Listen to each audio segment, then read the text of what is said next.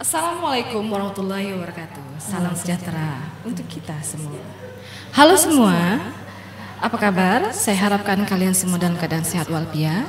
Dan saat ini mungkin ada yang sedang sakit di rumah. Saya doakan semoga kalian cepat pulih dan bisa beraktivitas kembali seperti biasa. Selamat bergabung di acara Suara Pendidikan Sumsel, suara milik kita semua. Oke, bersama saya Ibu Yuni dari SMA Negeri 8 Palembang. Saat ini saya sedang ditemani oleh guru yang paling cantik di sekolahnya, ya, yaitu Ibu Sri Susanti MPD yang berasal dari SMA 11. Benar, Bu? Betul sekali. Oke. SMA 11 Palembang. Ibu mengajar mata pelajaran apa nih, Bu? Kalau boleh saya tahu? Saya mengajar pelajaran bahasa Inggris. Bahasa Inggris sudah Ya. berapa lama, Bu? Lebih kurang 16 tahun. Wow, luar biasa sekali ya. Nih, kasih bocoran kita nih, kira-kira materi yang akan Ibu sampaikan hari ini tentang apa? Materinya tentang analytical exposition tags. Oke, kayaknya yang di rumah udah nggak sabar lagi nih. Boleh. Baiklah, untuk mempersingkat waktu, marilah kita simak penjelasan materi yang akan disampaikan oleh Ibu Sri Susanti. Kepada Ibu kami silakan. Oke, terima kasih Ibu Yuni. Iya. Oke, kita lanjut langsung aja ya Bu ya. Iya, Hi boleh. dear students, how are you today? Today I would like to present the material about analytical exposition tags. Tetapi sebelum saya melanjutkan materinya, saya ingin bertanya dulu kepada Ibu. Iya, boleh. Ibu, ketika Ibu melihat orang nih ya, lagi merokok di restoran, Iya. Bagaimana pendapat Ibu melihat hal ini? Pendapat saya ya, karena saya adalah salah satu orang yang tidak senang rokok, Iya. jadi tentu saya tidak suka ya, karena menurut saya sangat mengganggu sekali seperti itu. Oke, jadi Ibu tidak setuju kalau melihat orang merokok di Dimanapun ya. Oke, dimanapun iya, ya. Oke, kita lanjutkan kembali Bu ya. Iya. Jadi hari ini saya akan membahas kompetensi dasar 3.1, yaitu tentang membedakan fungsi sosial, struktur teks dan unsur kebahasaan dari beberapa jenis teks analytical exposition tags. Oke. Karena tujuan pembelajaran ini saya harapkan adalah students are able to identify the social function, generic structure and the language feature of this analytical exposition tags. Oke, kita lanjutkan dengan definisinya dulu. Ya. Apa sih analytical exposition tags?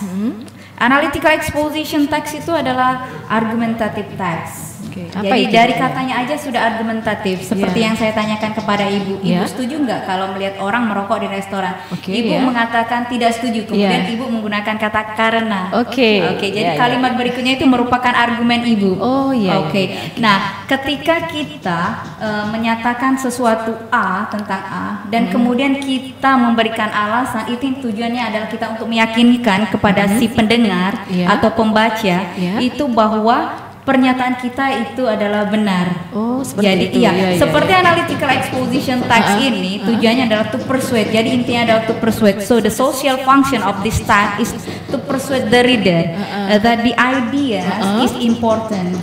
Oke. Ide dari si penulis atau si yang Ibu tadi katakan, misalnya si pembicara itu adalah benar. Oke. Nah, kita lanjutkan kembali dengan generic structure-nya. Iya. Ketika kita berbicara tentang teks, itu ada strukturnya seperti tubuh, Bu ya. Iya. Ada bagian atas, ada bagian tengah, ada Iya. bagian bawah. Begitupun generic structure of analytical exposition text.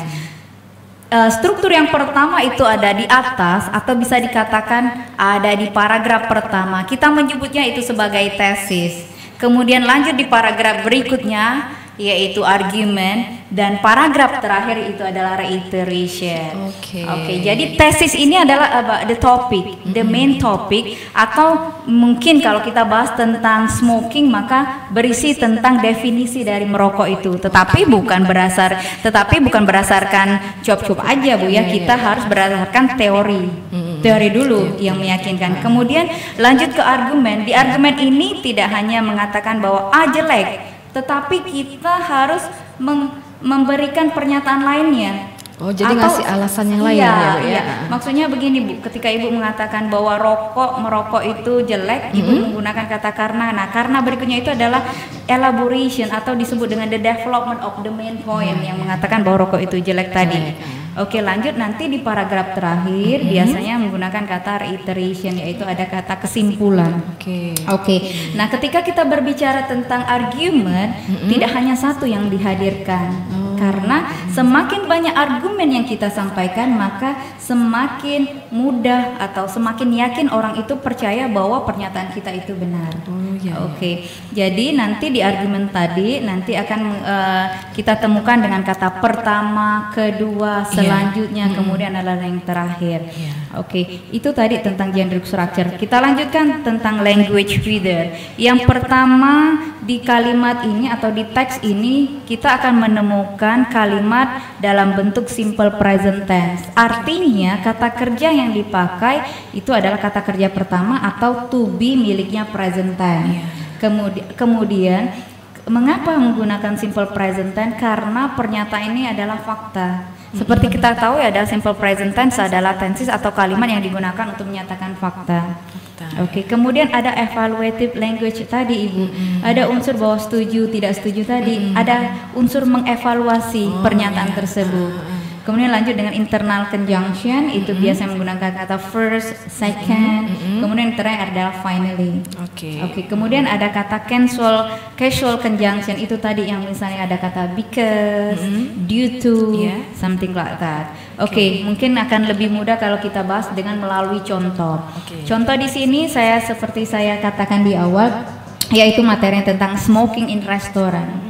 Ini adalah tesis. Di tesis ini si penulis membahas tentang tema yang akan dia usung. Contohnya, smoking in restaurant is not just on. It must not be allowed because it rude, harmful to others and dangerous for the smoker. Dan biasanya lagi dan lagi tesis itu adalah membahas tentang tema, kemudian ada di paragraf pertama.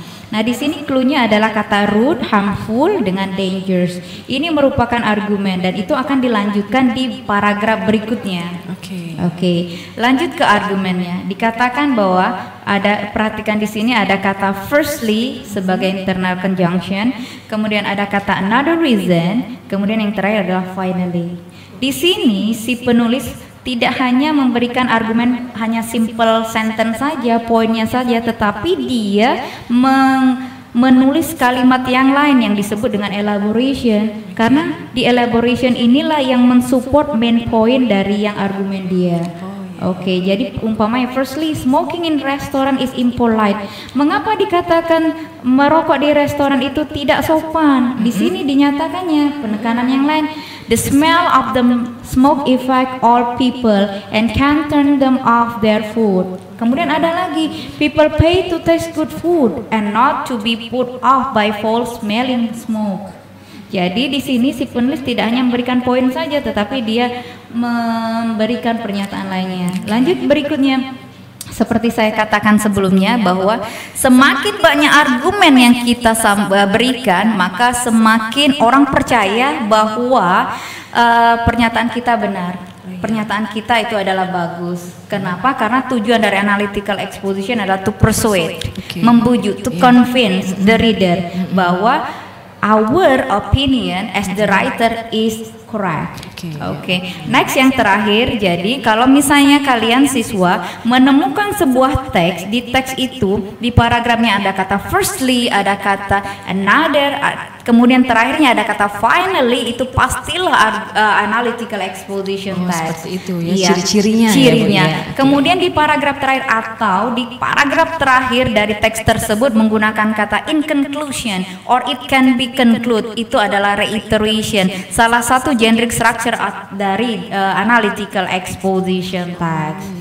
Oke, itu aja yang bisa saya sampaikan Ibu. Jadi intinya analytical exposition text ini adalah argumentative text. Jadi semakin banyak argumen yang kita sampaikan, maka semakin mudah orang untuk percaya bahwa pernyataan kita itu adalah benar. Karena tujuan ini adalah membujuk, to persuade the reader.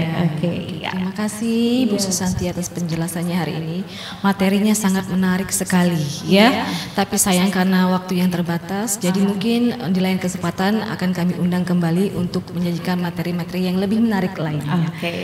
Oke, bagi yang ingin mengajukan pertanyaan ataupun saran, silakan kalian ketik di kolom komentar di bawah ini ya. Demikian ya informasi yang bisa kami sampaikan dan semoga bisa bermanfaat untuk kita semua. Baiklah, saya Ibu Yuni Herawati dan Ibu Susanti mohon undur diri. Kita akan berjumpa di lain kesempatan.